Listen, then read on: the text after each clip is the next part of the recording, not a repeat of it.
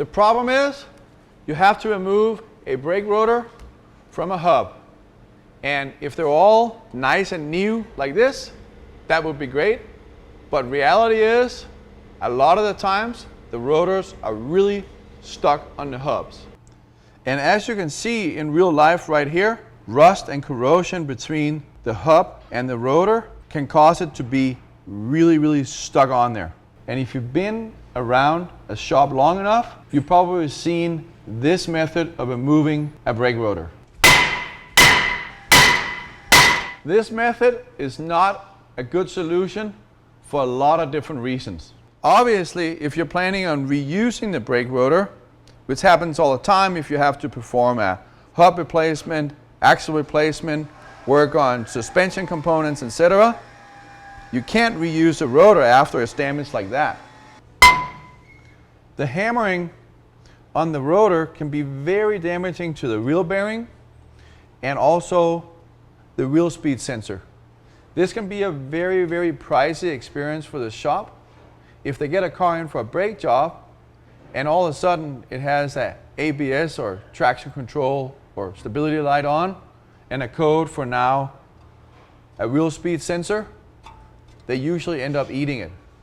Besides that, it's also very damaging for suspension components that see a very high shock load when you strike the rotor with a hammer like this. These shock loads transfer rear steering components into steering rack, steering coupling, all the way up the steering column, and even into the airbag, the clock spring, and steering angle sensor inside the car. The solution is the AGA brake disc remover.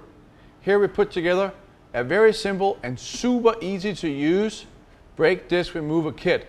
With the combination of these standoffs, you can remove the brake rotor from the hub without hammering on literally all the German brands and a lot of other cars.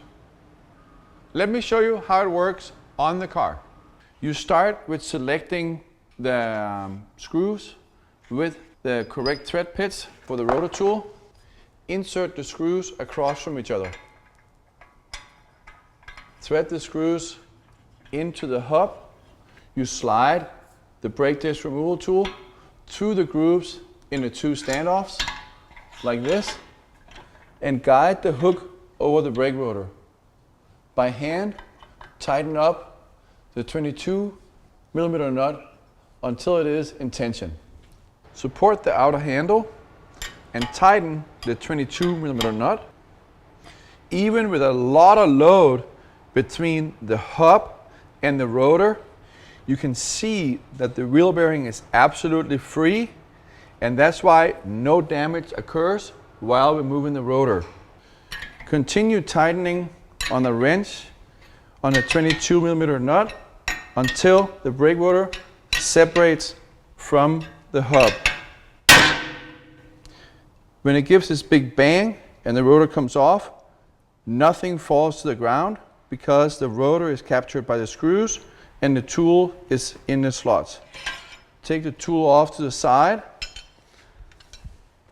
Having them captured like this prevents the rotor from falling and damaging or hurting somebody's feet, damaging concrete floors, cracking tiles, etc. Now, because they're captured by the screws, it's necessary to support the rotor with one hand and remove the standoffs by hand one at a time. This eliminates accidentally dropping the rotor. For more information on the brake disc removal tool, go to agatools.com. As always, thank you for watching and don't forget to subscribe.